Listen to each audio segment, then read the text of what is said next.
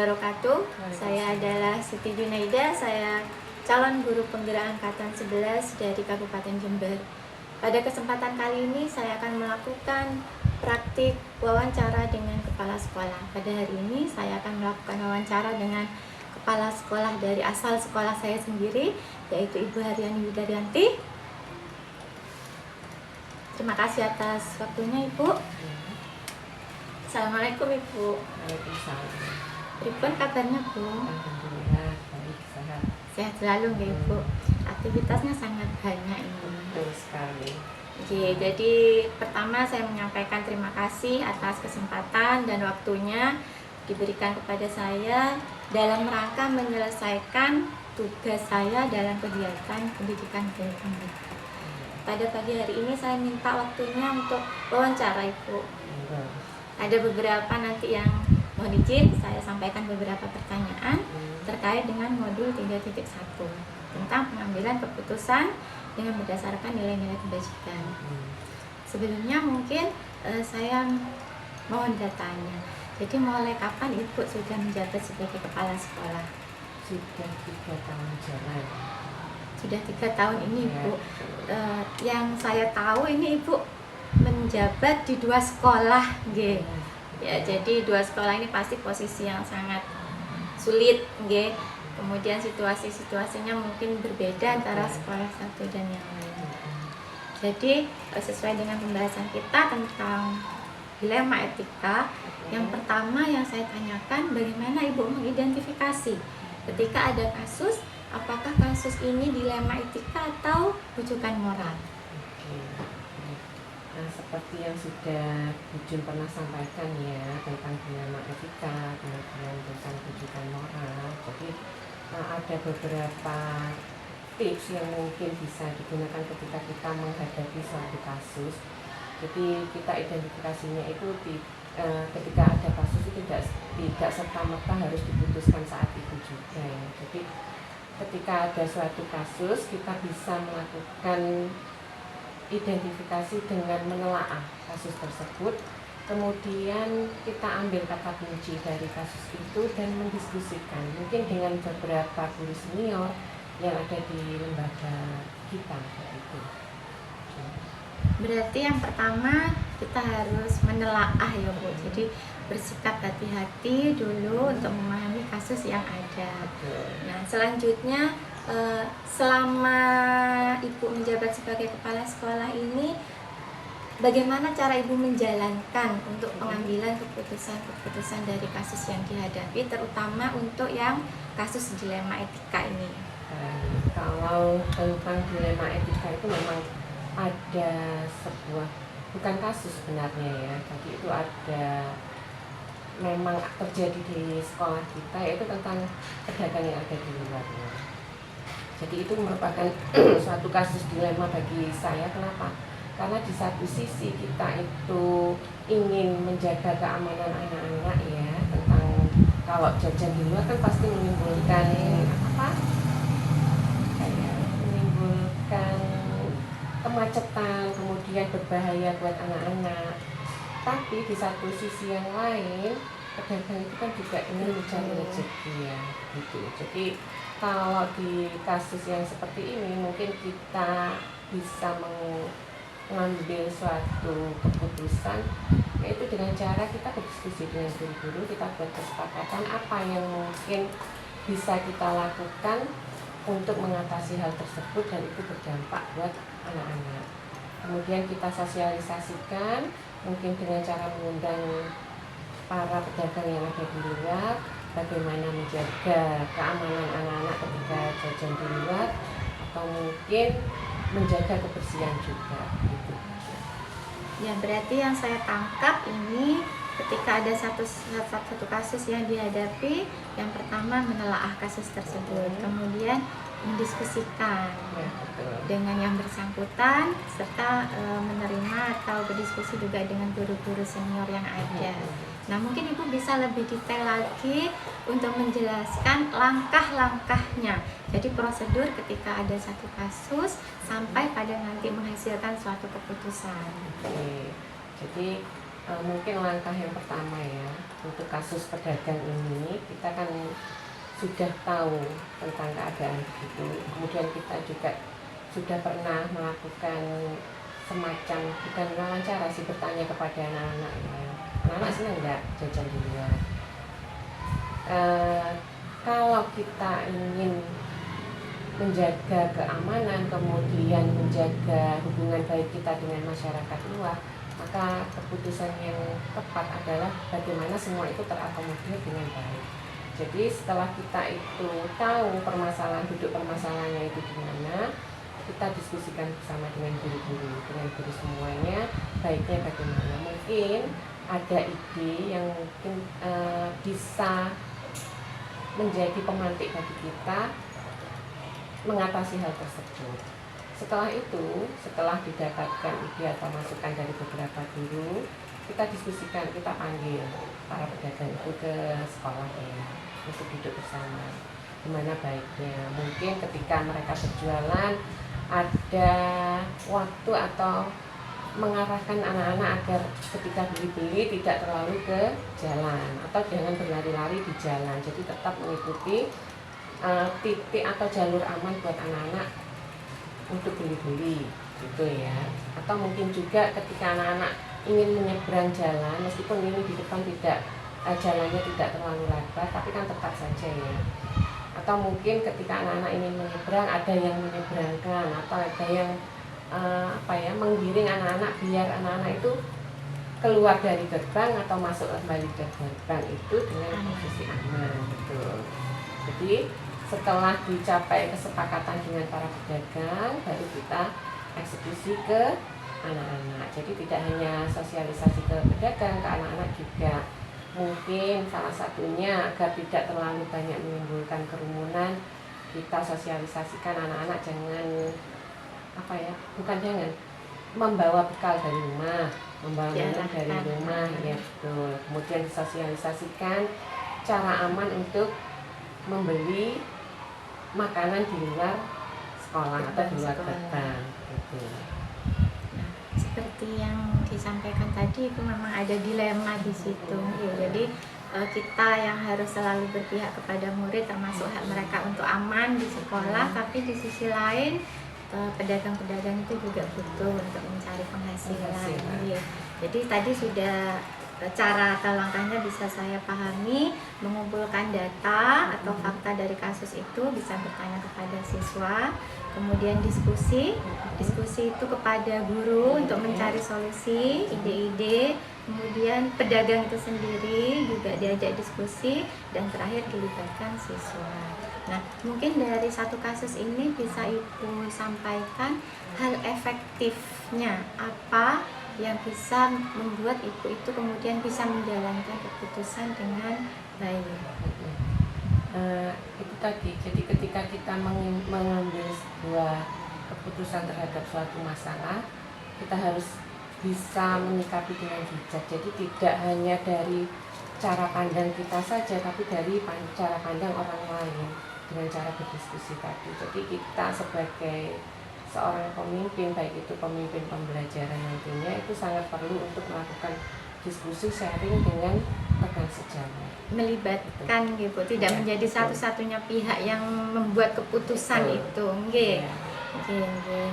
Kemudian mungkin karena ini sudah dilema, pasti kita pilih salah satu pasti benar, karena dilema itu benar lawan benar. Kita pilih yang mana pasti kita benar. Cuma kadang kan pasti ada tantangannya gitu, ketika kita harus pasti posisi sulit, dilema ini dibayangkan pasti sulit gitu ya. Kadang dengan diri sendiri gitu, aku nek milih sing iku kasihan dengan yang satunya. Nah, mungkin Ibu bisa ceritakan dari pengalaman Ibu tantangan-tantangan yang dihadapi selama ini ketika menghadapi dilema etika. Betul. Kalau tantangannya tentang pedagang, karena pedagang di luar itu tidak melulu yang ada hanya itu saja. Jadi ada pedagang yang wirawiri, jadi nggak menetap di situ, tapi ada pendatang baru, dan itu pun tidak bisa diprediksi kapan adanya. Nah, kalau kesepakatan yang sudah dibuat kemarin dengan para pedagang itu ada jarak dari gerbang itu, jadi ke kanan itu 1 meter, ke kiri 1 meter. ketika ada pedagang lain baru itu pasti menyalahi itu. Bahkan kemarin ada yang berdagang di gerbangnya, pas di depan gerbang kita, dan alhamdulillah itu sudah ada laporan, jadi ada guru yang mengetahui, bisa kita tindak lanjuti langsung. Jadi mungkin itu tantangannya. Kalau untuk anak-anak sejauh ini alhamdulillah sudah bisa ya. Ya, jadi artinya kesepakatan yang dibuat itu kadang ada beberapa pihak yang tidak bisa menjalankan dengan baik. Ya mungkin karena kalau untuk kasus ini karena pedagangnya tidak tetap itu tadi, ya ada yang mengikuti aturannya, kemudian ada yang baru bergabung sehingga tidak tahu bagaimana aturan untuk bisa berjualan di SD 3. Kemudian misalnya ada suatu kasus gitu yang muncul, apakah ibu dalam menyikapinya ini perlu waktu tertentu, menjadwalkan, atau bisa spontan seketika ketika ada satu kasus yang muncul? Kalau kasusnya itu dirasa masih bisa ada jeda untuk dibicarakan dengan para guru, maka lebih baik efektifnya itu kita diskusikan bersama. Jadi ada jalan tengah dari kasus tersebut. Tapi kalau memang itu mendesak dan harus ada keputusan yang harus segera ditindaklanjuti, maka ya sebisa mungkin kita berpikir dan memberikan solusi yang objektif. Berarti sebenarnya ibu berprinsip kasus ini sebaiknya didiskusikan bersama sehingga nanti keputusannya bisa dipertanggungjawabkan bersama-sama. Kemudian ketika dalam kondisi yang sulit menentukan gini-gini tuh, faktor apa saja, ini triknya mungkin faktor apa saja yang kemudian membuat ibu itu menjadi mudah untuk sampai kepada keputusannya? Banyak faktor yang mendukung. Ya kalau kita berbicara sebuah kasus dan penyelesaiannya, itu pasti kalau hanya berdiskusi dengan satu atau dua orang guru itu kurang memberikan dampak yang signifikan. Jadi ketika berdiskusi tentang suatu kasus, ada baiknya kita tidak hanya kepada satu dua orang. Karena apa? Meminimalisir ketika dua orang itu cenderung memilih jawaban yang A misalnya ya. Jadi dengan melibatkan banyak guru itu ada kemungkinan jawaban yang atau solusi yang lebih variatif ya, lagi, betul, banyak pilihan.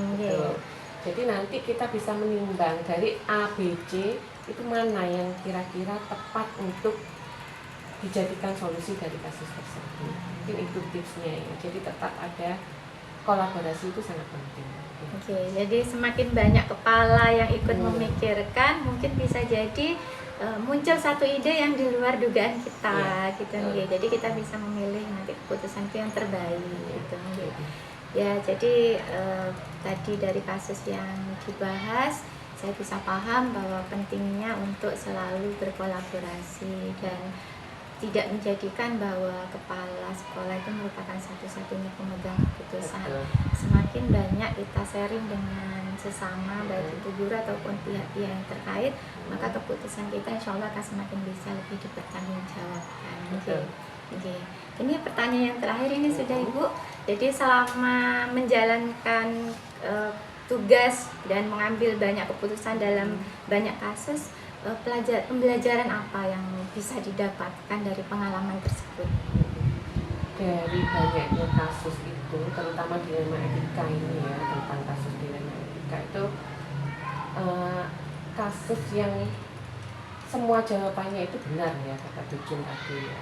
Jadi sama-sama benar itu membutuhkan waktu dan kondisi psikis kita yang benar-benar sudah siap untuk memberikan keputusan terhadap kasus tersebut.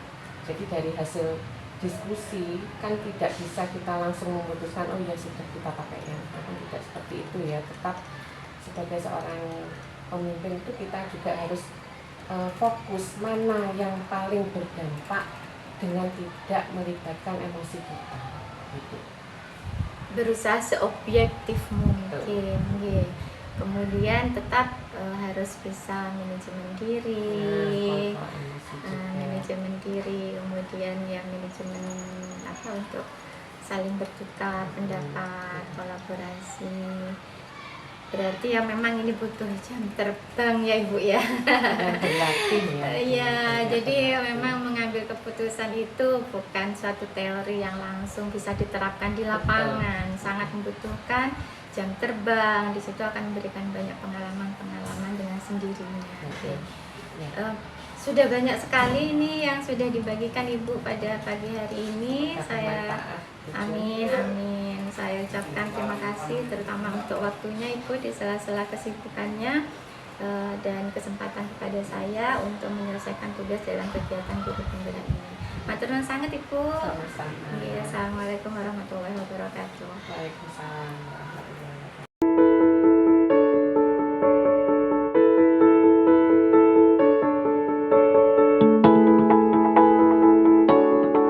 Assalamualaikum warahmatullahi wabarakatuh.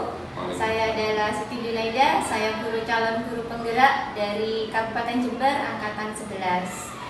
Pada kesempatan kali ini saya akan melakukan praktik wawancara dengan kepala sekolah dari SD Negeri Tisno Gambar 1, yakni Bapak Nurul Hasan SPD.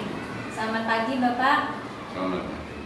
Pada kesempatan kali ini kami akan mewawancara dengan topik Modul 3.1 tentang pengambilan keputusan berdasarkan nilai-nilai kebajikan. Baik Bapak, Ya. sehat selalu Bapak. Alhamdulillah. Pasti banyak kesibukan ya. Ya, begitulah. Sebelumnya saya menyampaikan terima kasih atas kesempatan dan waktunya Bapak memberikan waktu pada pagi hari ini untuk melakukan wawancara. Di antaranya adalah tujuannya untuk membekali kami Bapak cara mengambil keputusan yang berdasarkan nilai-nilai kebajikan. Mohon izin nanti ada beberapa pertanyaan yang akan saya sampaikan. Ya. Bapak bisa menjawab sesuai dengan pengalaman. Sebelumnya mungkin untuk data Bapak Nurul Hasan ini sudah berapa tahun menjabat sebagai kepala sekolah? Alhamdulillah saya mulai ditugaskan sebagai kepala sekolah tahun 2016. Berarti sudah 8 tahun sampai sekarang.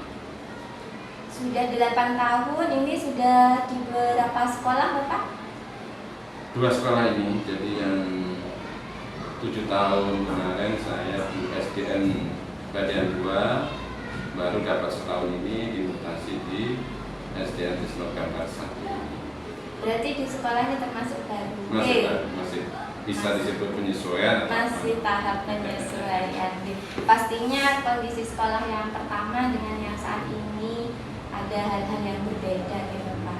Dari latar belakang masyarakat itu pasti nanti kasus-kasus yang sudah Bapak temukan itu variasinya pasti berbeda gitu Pak. Ya, berbeda, lebih banyak berbeda, lebih heterogen di Tisno Gambar 1. Baik Bapak, untuk mengawali pertanyaan yang pertama, ketika Bapak menjalankan tugas sebagai kepala sekolah di SDN Tisno Gambar 1 ini, ketika ada satu kasus yang muncul, yang Bapak lakukan untuk melakukan identifikasi apakah kasus ini masuk dilema etika atau masuk bujukan moral, apa yang pertama Bapak lakukan untuk mengidentifikasi dulu? Baik, ini ada satu kejadian kemarin itu di sini ada vaksinasi.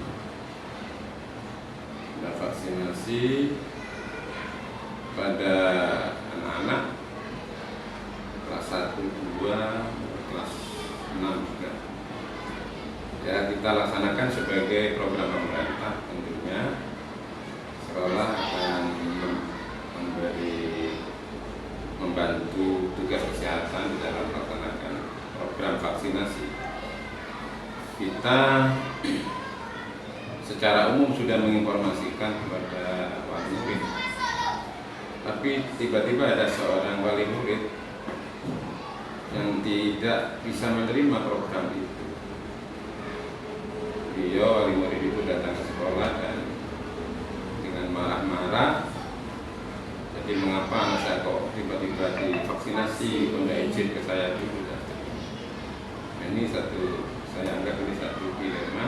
Di satu sisi kita berusaha melaksanakan program pemerintah untuk kesehatan anak-anak bangsa, tapi justru orang tuanya sendiri datang marah-marah karena putranya tidak melalui izin dulu orang tua langsung divaksinasi. Nah, ini termasuk satu hal yang saya anggap itu satu dilema, bagaimana kita melaksanakan program pemerintah demi kesehatan anak-anak, tapi di satu sisi begitu sikap orang tua, ya tidak semuanya.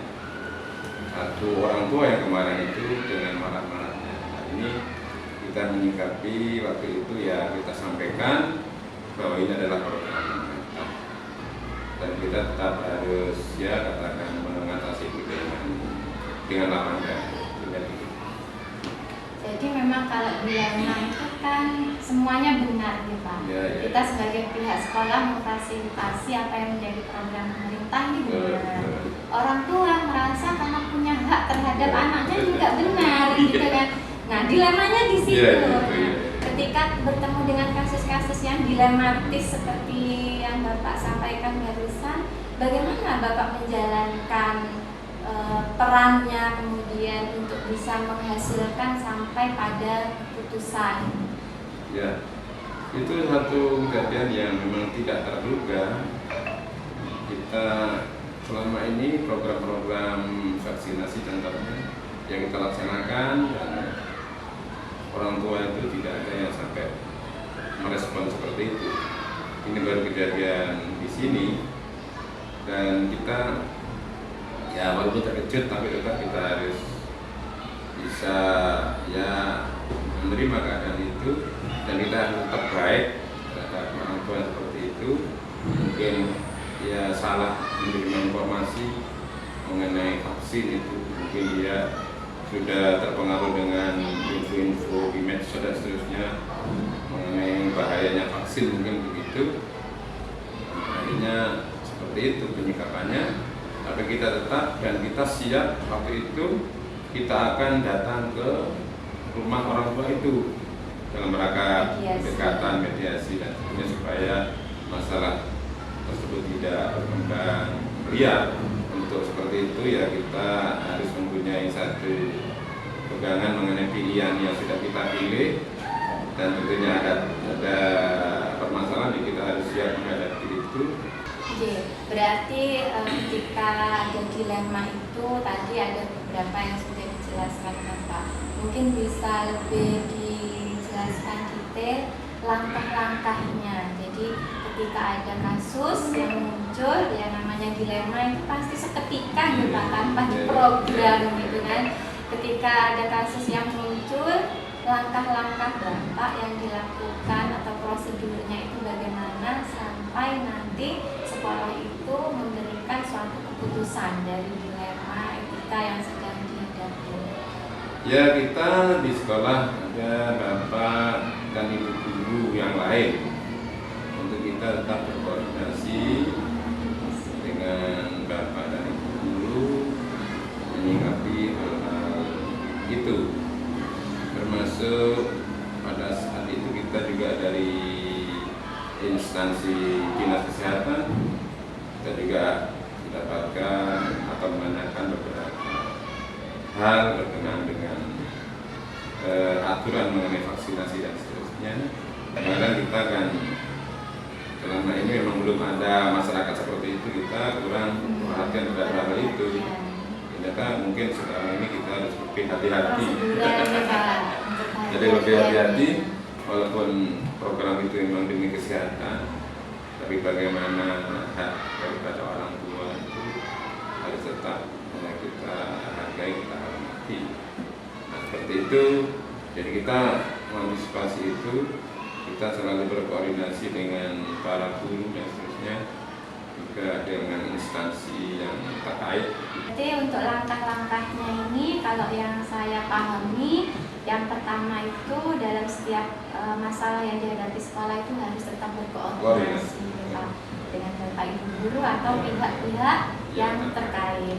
Kemudian yang kedua, mengumpulkan data atau fakta. Jadi misalnya tadi dilakukan dengan datang ke pihak kesehatan, sebenarnya prosedurnya bagaimana, dan kalau memang harus ada yang disempurnakan, maka untuk yang berikutnya sekolah akan mengikuti sesuai dengan prosedurnya. Kemudian dari masalah yang diangkat tadi, hal efektifnya apa sehingga mampu memuatkan Bapak untuk mengambil satu keputusan? Betul, yang pertama harus kita pastikan bahwa yang kita pilih ada sesuatu yang memang mempunyai kekuatan hukum. Itu yang paling penting. Jadi, punya dasar. Itu sudah harus menjadi kekuatan pertama. Setelah itu sudah kita punya keyakinan bahwa yang akan kita pilih itu hal-hal yang memang sudah mempunyai kekuatan itu, nanti kita akan lebih tenang menghadapi yang mungkin jika nanti ada hal tantangan tersebutnya, yang penting kita sudah yakin bahwa apa yang kita pilih itu sudah benar, sudah ada kekuatan hukumnya. Saya kira itu lebih tenang kita menghadapi masalah. Hal-hal lain nanti ya tinggal bagaimana kita mensosialisasikan dan seterusnya. Itu kadang masyarakat belum sebagian ya yang memang perlu sosialisasi terus-menerus terhadap hal-hal yang sudah baik pun tetap harus kita sosialisasikan. Itu mungkin diantaranya itu yang berarti setiap tindakan sekolah itu harus punya dasar nih Pak, kalau itu memang terkait dengan peraturan-peraturan yang legal, pihak sekolah harus paham betul, sehingga ketika dalam proses pelaksanaannya misalnya ada pertanyaan atau aduan, pihak sekolah punya dasar yang kuat. Kemudian sosialisasinya juga harus terus menerus, karena tidak semua kadang informasi itu merata. Beda informasi yang dipahami bisa menyebabkan tindakan yang berbeda gitu ya Pak. Nah, tadi diputuskan ada masalah seperti itu atau bisa dengan masalah-masalah yang lain ketika sebuah keputusan itu sudah dibuat. Tantangan-tantangannya apa Pak untuk hal-hal yang sifatnya ini dilema etika yang biasanya ketika itu dilakukan ternyata ada tantangan tersendiri karena ini dilema etika ini kan sama-sama benar begitu menurut. Ya memang seperti itu ya, kita harus berani mengambil satu pilihan dari beberapa hal yang memang kadang-kadang sama-sama benar. Kadang-kadang kita juga harus bisa, ya harus lebih banyak belajar lagi. Bagaimana ketika kita tidak boleh memaksa kepada anak harus begini, harus begini, harus begini. Tapi bagaimana anak itu punya kesadaran sendiri, itu yang juga. Nah ini berarti di sini kita ditantang untuk lebih memperbanyak pengetahuan baru tentang bagaimana memberi motivasi kepada anak-anak itu supaya mereka itu tidak merasa dipaksa tetapi timbul kesadaran. Ya katanya namanya keyakinan kelas misalnya. Yang saya dengar dan menarik tadi ketika seorang kepala sekolah membuat sebuah keputusan itu harus punya keberanian ya Bapak ya. Nah, keberanian ini mungkin ya untuk kami yang masih dalam proses belajar memunculkan keberanian itu mungkin ada tipsnya supaya kita saya berani ngambil keputusan ini karena alasannya misalnya. Mungkin Bapak bisa memberikan tipsnya gitu supaya kita benar yakin dengan keputusan yang kita buat sehingga berani untuk menyampaikan keputusan itu kepada pihak lain. Ya, memang betul dari sekian pilihan keputusan yang diambil. Memang yang pertama tadi kita harus yakin dulu bahwa pilihan kita sudah benar dari sisi hukum, dari sisi mungkin moral, dari sisi bahkan dari sisi agama dan seterusnya. Nah ketika itu semuanya sudah kuat semuanya dari semua sisi itu, nah kita pilih yang ini, tapi juga kita tetap harus mensosialisasikan. Kalau di sekolah mungkin pada guru, pada seluruh keluarga besar di sekolah, di sini ada komite dan sebagainya. Makanya pentingnya kita mensosialisasikan satu program, satu pilihan kegiatan itu penting, sehingga apa yang sudah kita yakini pilihan kita ini, termasuk orang-orang lain yang mendukung kita di sekolah itu juga sama. Nah itu perlu sosialisasi dan koordinasi, mungkin sosialisasi dan seterusnya. Jadi itu satu pekerjaan yang butuh ketekunan, samping dari keyakinan dan ketekunan dalam melaksanakan itu. Nah itu insya Allah nanti yang menguatkan mungkin di situ. Jadi harus benar-benar pilihan kita itu dijalani dulu, betul-betul yang ya tadi itu dari unsur apa saja sudah benar yang kita pilih. Jadi jangan sampai memilih sesuatu yang risikonya lebih besar, misalnya masyarakat ini. Jadi dijalani dulu bagaimana reaksi masyarakat, betul-betul dipertimbangkan dulu dari semua unsur. Jadi baru kita memutuskan. Berarti begini nih Bapak, saya mulai ada kesimpulan nih Pak. Ketika seorang itu diminta untuk membuat suatu keputusan, pertama harus ada keberanian. Tapi berani itu pun juga harus punya dasar. Di antaranya yang bisa kita jadikan alasan untuk membuat sebuah keputusan itu adalah berani karena benar. Benarnya dari sisi hukum benar, dari sisi agama benar, kemudian bisa dari sisi etika masyarakat sekitar. Kira-kira keputusan kita tidak akan ditolak gitu. Jadi kita muncul rasa berani nih Pak. Kemudian berani itu juga bisa dengan keputusan kita yakini bisa dipertanggungjawabkan dengan melibatkan, artinya ini bukan keputusan sepihak dari kepala sekolah, ada komite yang terlibat, ada dewan guru yang juga terlibat dalam pengambilan keputusan tersebut. Kemudian yang terakhir tadi yang disampaikan mengurangi resiko. Jadi kita sudah kira-kira membayangkan kalau keputusan ini diberikan, resikonya yang paling sedikit itu yang bisa kita ambil. Wah ini ilmu ini Pak. Ini kalau dipelajari secara teori ini bisa bertahun-tahun ini. Saya tinggal dari pengalaman Bapak saya sudah bisa menyimpulkan ini. Ini kemudian yang berikutnya, ketika ada masalah tadi, apakah Bapak ini butuh waktu tertentu, menjadwalkan atau ada prosedur tertentu untuk menyelesaikan suatu kasus, atau ketika ada kasus ya langsung selesaikan saja? Yang mana yang biasanya Bapak lakukan? Memang satu masalah itu ya bervariasi ya. Ada masalah-masalah yang mudah diselesaikan, tentu waktunya tidak terlalu lama. Ada juga masalah-masalah yang butuh waktu lebih lama karena ya kondisinya, kemampuan kondisi ini masih perlu dipersiapkan lebih lama. Seperti tadi yang dengan pihak kesehatan juga melakukan koordinasi, mengumpulkan data. Betul, jadi emang butuh waktu, yang waktu itu ya relatif juga. Dari setiap masalah itu macam-macam nanti. Dan tetap membutuhkan waktu juga. Ada yang singkat, ada yang sedang. Ya, saya kira begitu. Dalam pengambilan keputusan tadi ada yang spontan, bisa cepat, waktunya bisa lama karena butuh koordinasi dengan beberapa pihak. Namun faktor-faktor atau orang yang mempermudah dalam pengambilan keputusan.